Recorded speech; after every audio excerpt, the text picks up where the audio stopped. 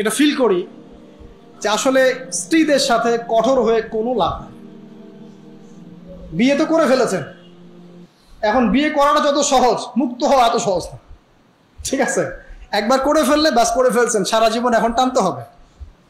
ঠিক আছে, ইল্লা মাশাআল্লাহ, কারণ পরিবার ধ্বংস হয়ে যাওয়ার চাইতে অ্যাটলিস্ট একসাথে থাকাটা উত্তম। এটা ইসলাহু খায়র, যেটা ইসলাম সেটা উত্তম।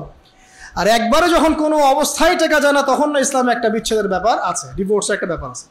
কিন্তু নারী জাতিটাকে আল্লাহ পাক এমনভাবে সৃষ্টি করেছেন, ইনশাআল্লাহ ফ্যামিলি নিয়ে আমি একদিন লেকচার দিব, সেদিন বলবো ইনশাআল্লাহ ডিটেলস, যে আপনি যত কঠোর হবেন তত বেঁকে বসবেন। আপনি যত কঠোর হবেন তারা বেঁকে বসবে। তাদের সাথে এত বেশি কঠোর হয়ে কোনো ফায়দা নাই। কিভাবে ডিল করতে হবে একটা সূত্র বলে, আপনি আপনার মেয়ের প্রতি যেমন, আপনার যেটা একটা মেয়ে থাকে 5 বছর বয়স, 10 বছর বয়স, 2 বছর বয়স, একটা মেয়ের সাথে আপনার সম্পর্ক কেমন, খুব মিষ্টি সম্পর্ক।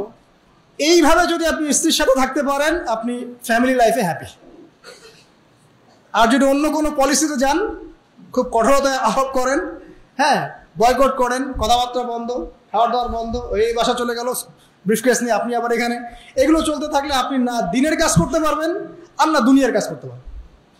তো এখানে সবর ছাড়া কোনো নসিহত নেই, মানে সবরই সবর, ধৈর্যের চূড়ান্ত পরীক্ষা দেওয়া লাগবে এখানে। আর দুনিয়াতে যদি এভাবে একটু কষ্ট করে চলতে পারেন, জান্নাতে হুর অপেক্ষা করছেন সব। ঠিক আছে, তো একটা নসিহত করলাম, আপনার স্ত্রীর সাথে মেয়ের মতো করে মেশেন। মানে আপনার মেয়ের সাথে আপনি যেমন, আপনার ছোট্ট ছেলে সন্তানের সাথে আপনি যেমন, এভাবে একটু ডিল করেন, তাহলে দেখবেন যে আপনি স্ত্রী মাশাআল্লাহ, ওর চেয়ে ভালো মানুষই থাকবে না তখন, এবং তার কাছে আপনার চেয়ে ভালো কোনো মানুষই থাকবে না। ঠিক আছে, আল্লাহ পাক পরিবারগুলোকে সুখী করুন, দোয়া করি। কারণ পরিবারের ভাঙনটা এখন খুব বেশি হচ্ছে, প্রায় পরিবারে ডিভোর্স এবং পরকীয়া। এখান থেকে দূরে থাকতে হলে আমাদেরকে কিছু ইসলামিক মোটিভেশন দরকার আছে। আল্লাহ পাক আমাদেরকে বোঝার তৌফিক এনায়েত করুন, আমিন। এক পরিবারে ব্যয় সাধ্যমতো করুন। শেষের 2টা নবীজি বলেছেন, আদবের লাঠি উঠিয়ে নিও না। আদবের যে লাঠিটা আছে, এটা পরিবার থেকে উঠিয়ে নিও না, কারণ পরিবারের শাসন বলে একটা কথা থাকতে হবে। সব কিছু যদি আপনি একদম ওপেন করে দেন সবার জন্য, যা ইচ্ছে তাই করুক, তাহলে আপনার মূল্য থাকবে না, আপনার কথাকে কেউ দাম দিবে না, আপনি আপনার ওয়েট হারাবেন। পরিবারের মধ্যে অশ্লীলতা, ফাহেসা, বেপরদামি, দুনিয়াদারি ঢুকে যাবে।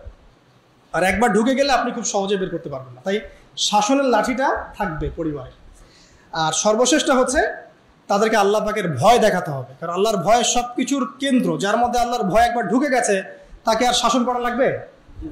শাসন করা লাগবে না। কিন্তু যার মধ্যে একবার আল্লাহর ভয় ঢুকে যাবে, সে অটোমেটিকলি আল্লাহর পথে চলবে ইনশাআল্লাহ। এরপরে 3টা পরিবার সংক্রান্ত, এটা বলে শেষ করছি। পরিবার সংক্রান্ত 3টা নসিহত করেছেন। এক হচ্ছে, তুমি পরিবারের সাধ্য মতো খরচ করো, তোমার যা সাধ্য আছে এই অনুযায়ী খরচ করো। আপনি যদি কোটিপতি হন, আপনি পরিবারে আপনার সাধ্য মতো খরচ করেন, কোনো সমস্যা নেই, ওটা বিলাসিতা না। আর আপনার যদি মাসে 50,000, 1 লাখ টাকা আর্নিং থাকে, সেভাবে খরচ করেন। কারো পরিবারের আর্নিং যদি 20,000 টাকা হয়, সেভাবে খরচ করেন। মানে সাধ্যের বাইরেও যাওয়ার দরকার নাই, আবার অতিরিক্ত কৃপণতাও প্রদর্শন করার দরকার নাই। মধ্যম পন্থা আপনি খরচ করবেন আপনার সাধ্য মতো। আর এখন সাধ্য মতো খরচ করার সুযোগ কোথায়?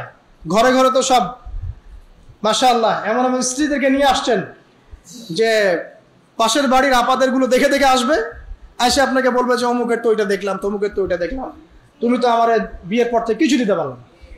ঠিক আছে, তো বুঝাবেন। আমরা দোয়া করি আল্লাহ পাক আমাদের সবার পরিবারকে জান্নাতি পরিবার রূপে কবুল করে নিন, আমিন। আমাদের পরিবারবর্গকে আল্লাহ পাক হেদায়েত দান করুন, আমাদেরকে পরিবারের জন্য সাধ্যমতো ব্যয় করার তৌফিক দান করুন। পরিবারের মধ্যে যারা আমরা বাবা মা, ভাই বোন, স্ত্রী সন্তান আছি, সবার মাঝে একটা হৃদ্যতা, ভালোবাসার বন্ধন আল্লাহ পাক তৈরি করুন।